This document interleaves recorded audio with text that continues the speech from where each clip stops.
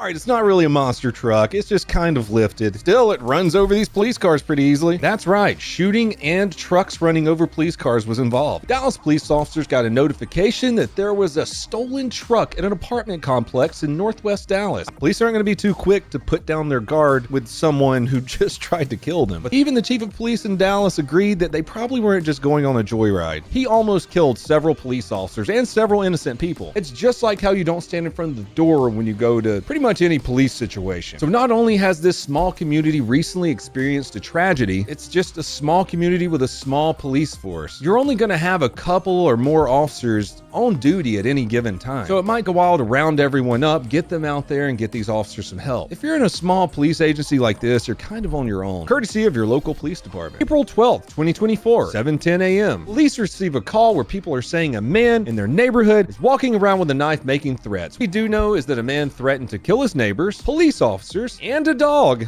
You take someone hostage. That is the smartest thing to do when a bunch of police officers are chasing you. Which, what have we learned? Pennsylvania versus Mims says when the nice police officer asks you to get out of the car, you gotta get out of the f***ing car. Police eventually find the stolen vehicle with the suspect in, and that, ladies and gentlemen, is a police-issued air conditioner for you. This is a simple traffic stop. A police officer pulls over a car for having the wrong license plate on. Let me get a big breath for this one. Previous criminal history. Leading police on a vehicle pursuit. It's at this time that the supervisor calls police and reports an attempted murder. Houston police are on their way to arrest this guy. Take 3 rocks to get them out of their car because physical fitness standards for most police departments just aren't there. You should be charged with felony yapping at a police officer. But what is a police incident where a woman isn't screaming? But luckily, police had a helicopter in the air to help with the search.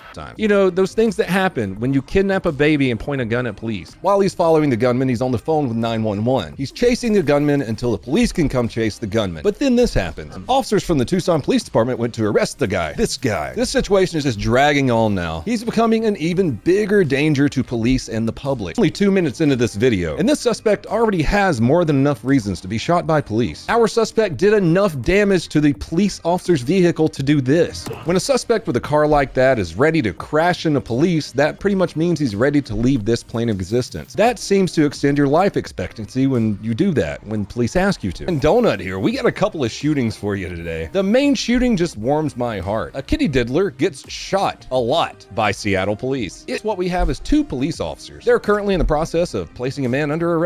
At a DoubleTree Hotel, Seattle police officers who are part of an Internet Crimes Against Children task force are getting ready to arrest a man who is under the impression he's going to meet 2 young girls, ages 7 and 11. The suspect obviously didn't make it past this incident, being hit with so many rounds, and the officer who was hit in the leg doing very fine, according to a police spokesperson. This is why you see police officers being extra precautious when they are on traffic stops. Not long after this, police started setting up a perimeter around the neighborhood. He is racking up the felonies. What do we got? Attempted murder of a police officer, and now we have a home invasion. After he fled that residence, the local sheriff's office and the Reno Police Department joined in on the search. As police were searching the neighborhood, they made contact with the woman. The woman, who was hiding in her bathroom, decides this is a great time to make a run for the police officers. But believe it or not, the guy who has been trying to murder police officers and civilians all day, missing his shots by mere centimeters and hitting others with bullets, doesn't respond. So far, he's killed 2 vests, some ear pro, and a flashlight. This man really has it out for police gear. And police officers found a .40 caliber Glock next to his body. Hi everyone, Donut here. Today we're going to be breaking down a police shooting. Out of those 536 people shot in Chicago, it's gotta be those mean old racist police officers doing the majority of it. Killed 1 person, wounded 2 people. That's the police. The police did that. Those are police involved shootings. 3 people total shot, 1 killed. We definitely need to defund the police now. The majority of 536 shootings is definitely 3, right?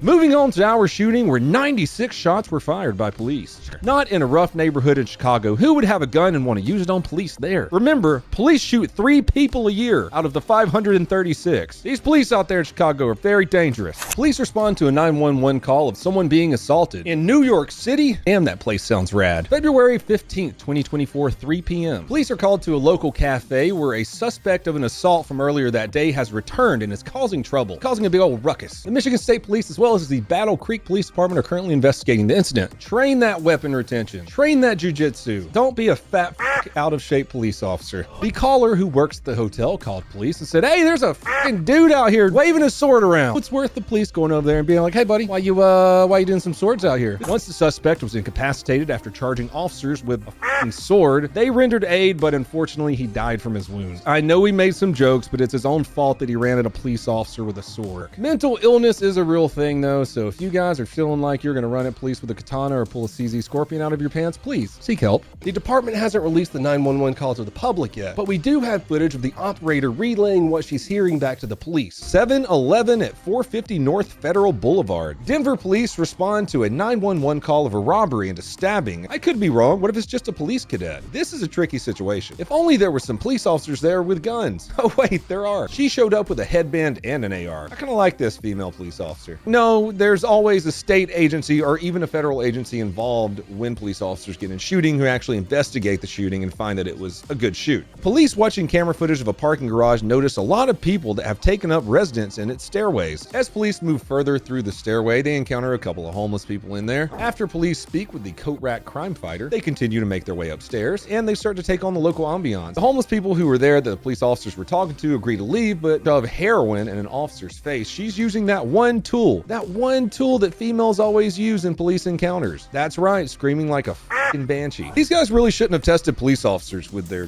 hostage taking skills. Unfortunately, police did not have their wood chipper on standby. So I start slamming the doorbell and I hear someone screaming, "Help! Help!" Had a female police officer with me who forgot her flashlight. I work night shift. Did a little fisticuffs and ended up helping her. Probably one of my proudest moments as a police officer. Sorry, I'm gonna kind of toot my horn on that one. It was cool.